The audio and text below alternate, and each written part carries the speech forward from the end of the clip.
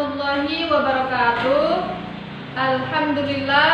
Alhamdulillahirabbil alamin wa bihi nasta'in wa ala umurid dunya waddin. Wassalatu wassalamu alal mursalin wa ala alihi wa ashabihi ajma'in, amma ba'd. Baiklah anak-anak, apa kabar semuanya? Ibu harap semoga dalam keadaan baik-baik saja ya. Amin ya rabbal alamin. Mejanya dirapikan dulu. Sebelum kita memulai pelajaran, tolong mejanya dirapikan dulu ya. Dan jika sudah rapi, baiklah, kita langsung memasuki pelajaran kita. Tapi sebelum kita memulai, alangkah baiknya dulu kita membaca Al-Basmalah. Bismillahirrahmanirrahim. Nah, pertemuan kita kali ini yaitu membahas tentang pengertian zakat. Ada yang tahu apa itu zakat? Nah, di sini menjelaskan ya, kata zakat ditinjau dari sisi bahasa Arab, memiliki beberapa makna. Di antaranya seperti berkembang, berkah, banyaknya kebaikan, menyucikan, dan memuji. Sedangkan dalam istilah fikih, zakat memiliki arti sejumlah harta tertentu. Zakat dijadikan nama untuk harta yang diserahkan tersebut karena harta yang dizakati akan berkembang sebab berkah membayar zakat dan doa orang yang menerimanya. Mengeluarkan zakat termasuk salah satu dari rukun Islam yang kelima. Ya. Ingat, zakat itu termasuk dari rukun Islam yang kelima. Zakat pertama kali diwajibkan pada bulan Sya'ban tahun kedua Hijriah dan diberlakukan secara umum kepada seluruh kaum muslimin yang mampu dan memenuhi syarat-syaratnya. Ibadah ini, maksudnya ibadah zakat ini sering disebut-sebut sebagai saudara kandung dari ibadah sholat. Karena apa? Karena seringkali dalam banyak ayat ataupun hadis perintahnya disandingkan dengan perintah sholat. Nah, sebagaimana contohnya yaitu dalam Quran Al-Baqarah ayat 110.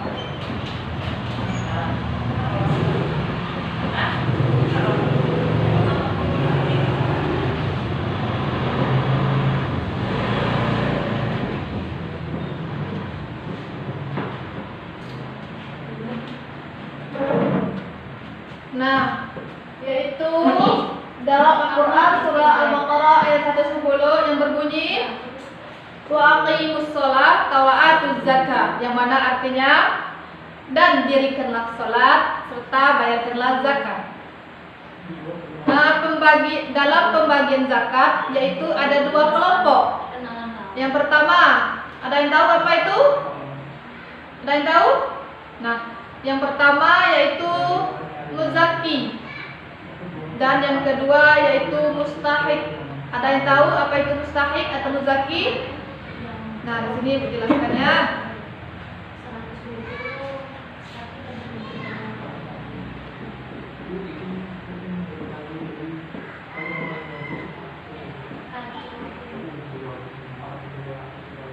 Muzaki. Nah, ada yang tahu apa itu muzaki? Muzaki itu yaitu orang yang membayar zakat.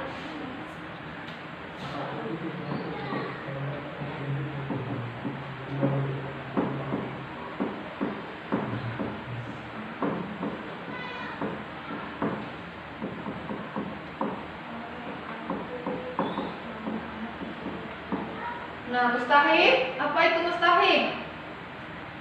Mustahik yaitu sebutan bagi orang yang berhak menerima zakat?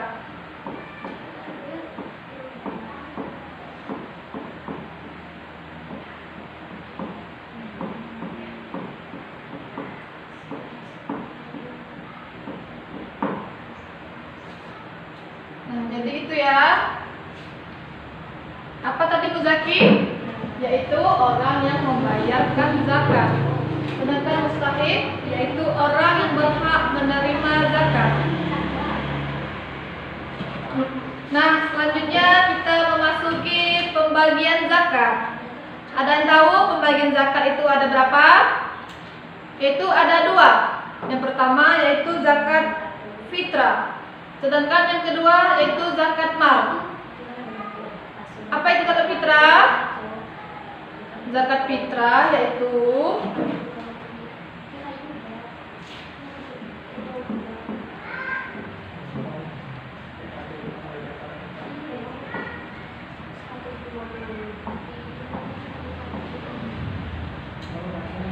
zakat fitrah.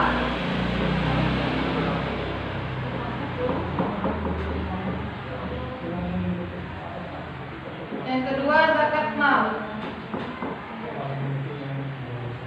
Nah, apa itu zakat fitrah atau zakat mal? Zakat fitrah yaitu adalah zakat jiwa atau zakat nafs. Sedangkan zakat mal yaitu zakat yang sering disebut dengan zakat harta.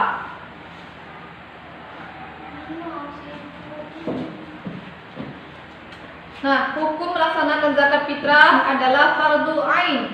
Jadi, setiap individu wajib melakukan amalan tersebut. Zakat fitrah ini bermanfaat untuk membersihkan harta benda kita, juga sebagai pelengkap ibadah puasa kita pada bulan suci Ramadan. Nah, kemudian syarat wajib zakat fitrah yaitu yang pertama harus beragama Islam, yang kedua menemui 2 waktu, maksudnya yaitu di antara bulan Ramadan atau bulan Syawal walaupun hanya sesaat, dan yang ketiga mempunyai harta yang lebih daripada kebutuhannya sehari-hari untuk dirinya dan orang-orang yang di bawah tanggungan pada hari raya Idul Fitri ataupun malamnya.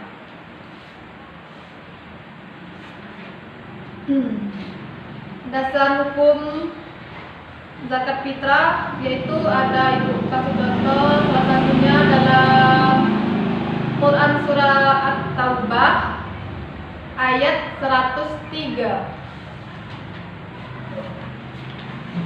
yaitu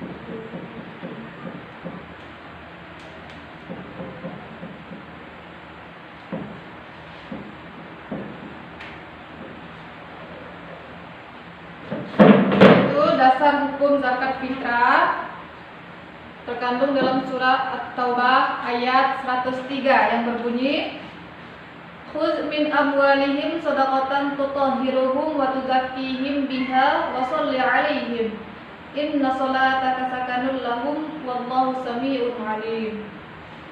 Yang mana artinya, ambillah zakat dari harta mereka guna membersihkan dan menyucikan mereka, dan berdoalah untuk mereka, sesungguhnya doamu itu menumbuhkan ketentraman jiwa bagi mereka. Allah Maha mendengar, Maha mengetahui.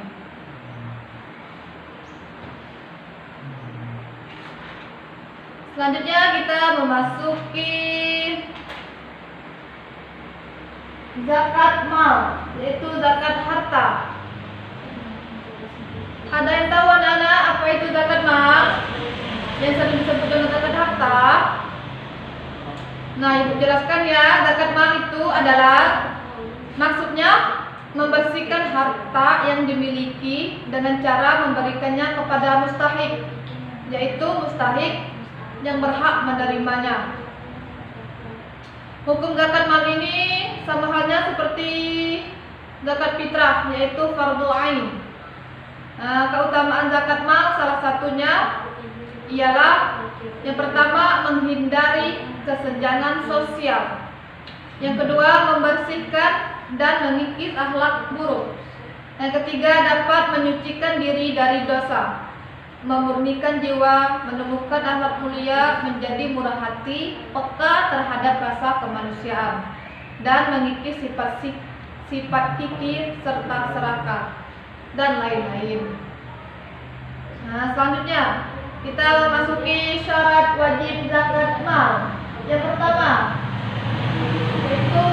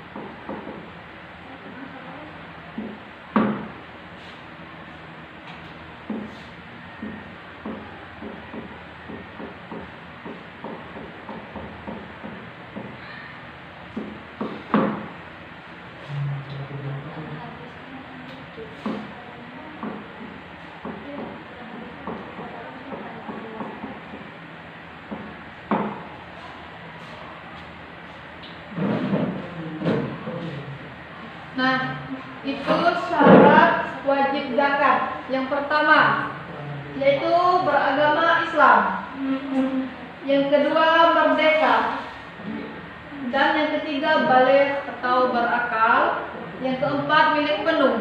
Maksudnya di sini milik penuh ialah harta tersebut memang benar-benar milik orang yang hendak berzakat. Ia mendapatkan hartanya dengan proses yang dibenarkan oleh ajaran Islam dan berhak mengelolanya. Sedangkan yang kelima tidak memiliki utang. Jadi kalau kita berutang tidak boleh ya, maksudnya tidak diwajibkan untuk berzakat kalau kita memiliki utang. Nah, sedangkan yang keenam itu mencapai nisab. Dan yang terakhir mencapai haul. Maksudnya di sini yaitu sudah selama 1 tahun. Nah, baiklah. Jadi, Ibu ringkas ya. Zakat adalah sesuatu yang hukumnya wajib diberikan dari sekumpulan harta benda tertentu menurut sifat dan ukuran tertentu kepada golongan tertentu yang berhak menerimanya. Hukum mengeluarkan zakat adalah fardu ain. Nah, macam-macam zakat, yaitu zakat fitrah, yaitu zakat yang wajib dikeluarkan oleh setiap muslim setahun sekali berupa makanan pokok sesuai kadar yang telah ditentukan oleh syarak untuk memberi makan kepada orang-orang miskin serta sebagai rasa syukur kepada Allah atas selesainya menunaikan kewajiban puasa agar kebutuhan mereka tercukupi pada hari raya. Adapun syarat-syarat wajib zakat fitrah terdiri atas: yang pertama, beragama Islam. Yang kedua, lahir sebelum terbenamnya matahari pada hari penghabisan bulan Ramadan. Yang terakhir, memiliki kelebihan harta dan keperluan makanan untuk dirinya sendiri dan untuk wajib dinafkahinya, baik manusia ataupun binatang pada malam hari raya dan siang harinya. Hukum membayar zakat fitrah adalah wajib bagi setiap muslim yang memiliki sisa bahan makanan sebanyak 1 sak, yaitu sekitar 2,75 kg untuk dirinya dan keluarganya selama sehari semalam pada hari raya. Nah, kemudian zakat mal ialah segala sesuatu yang dimiliki, maksudnya dikuasai dan dapat dipergunakan. Jadi, zakat mal juga disebut sebagai zakat harta, yaitu kewajiban umat Islam yang memiliki harta benda tertentu untuk diberikan kepada yang berhak sesuai dengan ketentuan nisab, maksudnya ukuran banyaknya, dan dalam jangka waktu tertentu. Adapun tujuan daripada zakat mal adalah untuk membersihkan dan menyucikan harta benda mereka dan hak-hak kaum miskin di antara umat Islam. Syarat-syarat harta yang wajib dikeluarkan zakatnya yaitu: yang pertama, harta tersebut harus didapat dengan cara yang baik dan halal. Dan yang kedua, harta tersebut berkembang dan berpotensi untuk dikembangkan, misalnya melalui kegiatan usaha, perdagangan, dan lain-lain. Dan yang ketiga, milik penuh. Harta tersebut di bawah kontrol kekuasaan miliknya dan tidak tersangkut dengan hak orang lain. Dan yang keempat, mencapai nisab, maksudnya mencapai jumlah minimal yang menyebabkan harta terkena kewajiban zakat. Dan yang terakhir, sudah mencapai 1 tahun kepemilikan. Nah, ada yang mau bertanya anak-anak? Semoga kalian semua paham ya apa yang Ibu jelaskan tadi. Ada yang mau bertanya? Kalau tidak ada yang mau bertanya, Ibu kasih soal ya untuk dikerjakan di rumah, supaya kalian lebih paham lagi apa itu sih pengertian dari zakat, macam-macam zakat, ataupun dasar hukum zakat itu sendiri.